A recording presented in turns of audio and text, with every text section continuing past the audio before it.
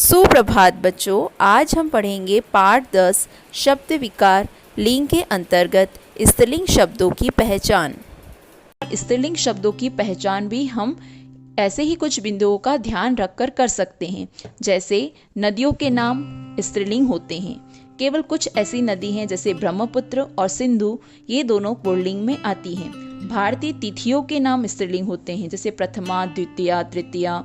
बोलियों के नाम स्त्रीलिंग होते हैं। लिपियों के नाम स्त्रीलिंग होते हैं। भाषाओं के नाम स्त्रीलिंग होते हैं। खाने के कुछ पदार्थों के नाम स्त्रीलिंग होते हैं, लेकिन कुछ पदार्थों के नाम पुल्लिंग भी होते हैं जैसे हलवा, पराठा, रायता आदि।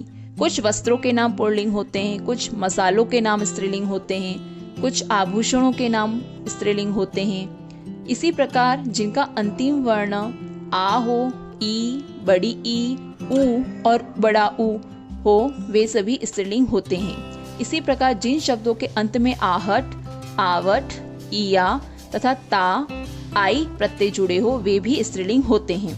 इस प्रकार इन सभी बिंदुओं का ध्यान रखकर हम पुल्लिंग और स्त्रीलिंग शब्दों की पहचान आसानी से कर सकते हैं।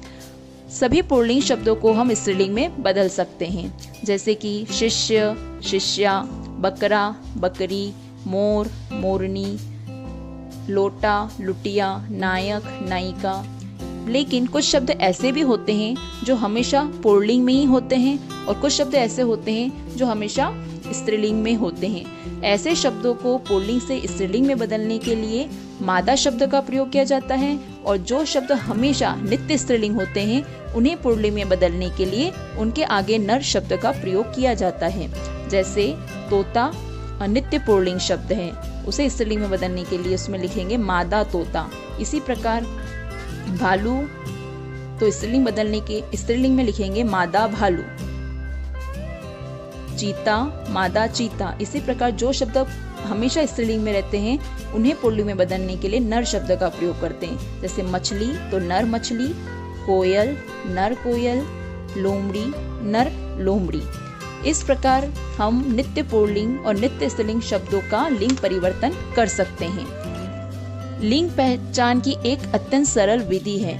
उसके लिए हमें इन बातों का ध्यान रखना है कि जिस शब्द का लिंग ज्ञात करना हो उसे बहुवचन में बदलिए।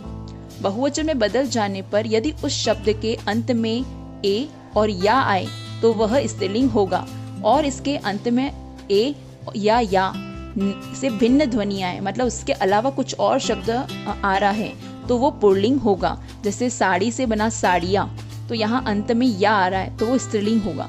मिठाई से बना मिठाइयाँ, अंत में या, इसलिए वो स्त्रीलिंग शब्द है।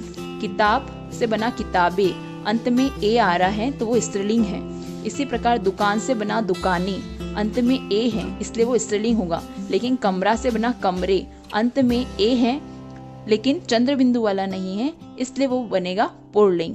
इस प्रकार हम आसानी से लिंग परिवर्तन कर सकते हैं, स्त्रीलिंग और पुल्लिंग शब्दों की पहचान कर सकते हैं। आज की कक्षा में उपस्थित होने के लिए धन्यवाद।